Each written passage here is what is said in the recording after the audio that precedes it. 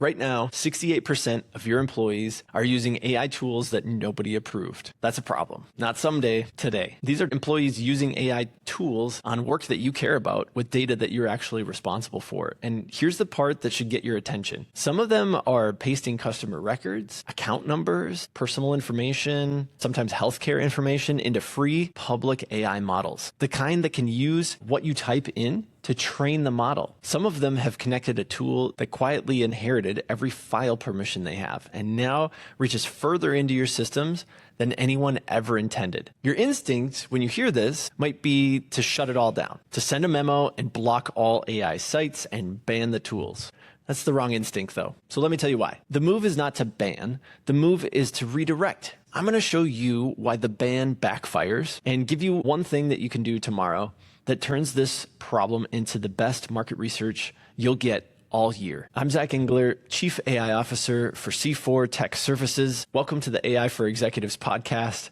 Let's get into it. Okay, so let's name the thing first. What are we talking about here? Shadow AI. Shadow AI is any AI tool that your people are using for work that your organization never sanctioned, never approved. These are free chatbots, browser plugins, and sometimes coding tools that they're using for workflows. It's a personal account that's on a company laptop and a tool that somebody gave to them, but nobody in IT ever saw. It's not malicious by intent. That's the part that leaders often get wrong. The person pasting customer emails into a public model isn't trying to leak data on purpose. They're trying to get their work done faster because oftentimes employees using AI are 30% more productive. They found something that helps them and nobody gave them an approved way to do the same thing. So they're just going to go do it. They went around you quietly because they assumed that asking would turn into a no, right? Ask forgiveness instead of permission. But now look at that exposure plainly. When somebody pastes regulated or customer data into a public AI model, you've potentially handed that information to a system that you don't control. And it's governed by terms that you never read.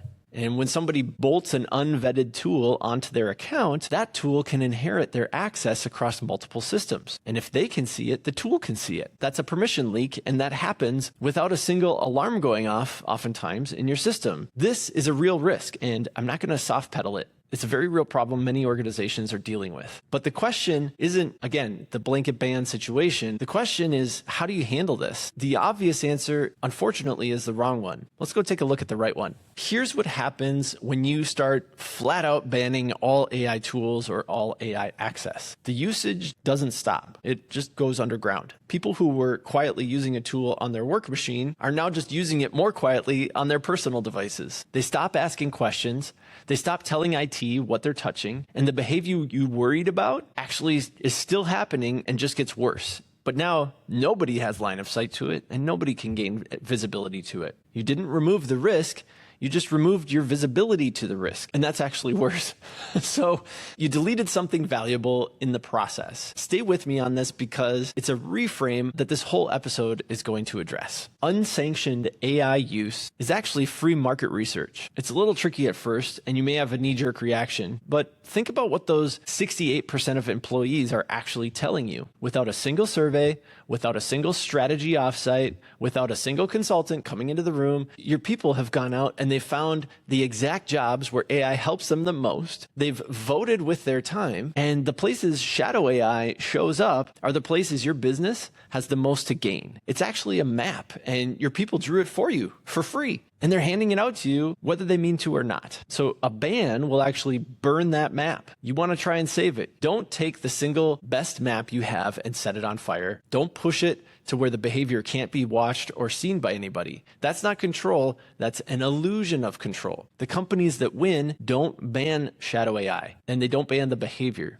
They follow it, they lean into it, and they find the appropriate resources to channel it into eventually. I know that the worry underneath the ban is real, and I respect it. And in fact, I consult many businesses on how to watch out for it. You're ultimately the person, if you're in an executive role, who's responsible for that data, especially in a regulated organization. The downside of a leak is enormous, and the let people experiment tagline sounds like negligence. So let me tell you about a pattern I keep seeing because it flips the script on how you can think about this.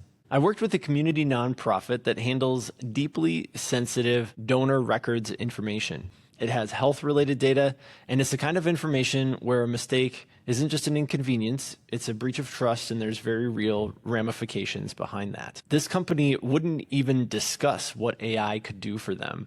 Not the use cases, not the upside, nothing. The conversation was closed because they saw AI as a complete threat to the data that they had to take ownership of. Until the governance was locked down, until there were clear rules about where the data could go and the safe place that they could do work with AI. The moment that was in place, the whole conversation opened up, and suddenly they wanted to talk about everything AI could do for them. So here's the lesson, and it's the opposite of what most leaders can assume. Governance wasn't the obstacle, governance was the unlock. The rules didn't slow them down, the rules are what gave them the permission to move it all forward. People won't lean into AI when they're afraid of getting it wrong. So give them a clear, safe lane that they can run in. And that's really the whole reframe. You're not choosing between control and speed. The control is what buys you the speed you need to keep up with the rest of the market. So let's get practical.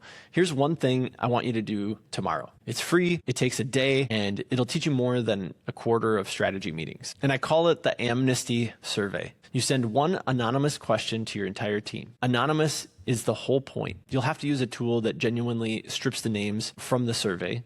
But the question is simple. What AI tools are you already using for work, and what are you using them for? That's it. No names, no punishments, no follow-ups to figure out who said what. And you just say it out loud, clearly up front, that this is an Amnesty survey. We're not hunting anybody. We just want the truth. We just want to know what tools they're using and how they're using them. And eventually you'll get it. Your teams will get a response, because the only reason people hid it in the first place was fear of the no. Take that fear away and they'll tell you everything. The tools, the tasks, the workarounds, and all the things that they invented because you didn't give them a sanctioned path. And one day you'll have a list of the exact jobs where your people need AI and the exact tools that they reach for. That's the market research I told you about made visible. That's the map recovered instead of burned. It is there, it's valuable, and it's something that you can leverage. You can't manage what you can't see. And the Amnesty survey is how you turn the lights on. So try it.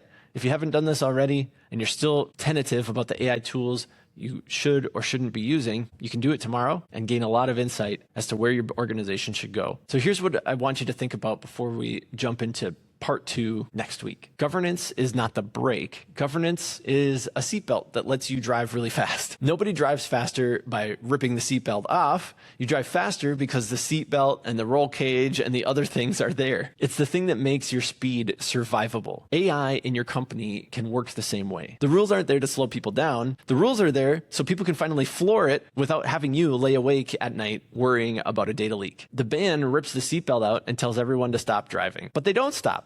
They just take their hands off the wheel and drive to places you can't see. In part 2, I'll give you the full framework for what to do with everything that the Amnesty survey surfaces. It'll be 3 moves of surface, sanction, and stage. I'll give you a 1-page rule that you can write up the same day, and it'll kill most of your shadow AI risk overnight. I'll explain in 1 sentence that you can repeat to your board how to keep your data out of the public AI training systems. I'll show you how to earn your way up to AI that acts on its own without ever handing a brand new tool the keys on day 1. So run your Amnesty survey first, bring the list, and in part 2, we're going to put it to work. If you head over to c4techservices.com, you can check out the free Amnesty survey that we've built that you can now roll out to your teams. Remember to do it anonymously, but it's there for you to check out and download today. I'm Zach Engler.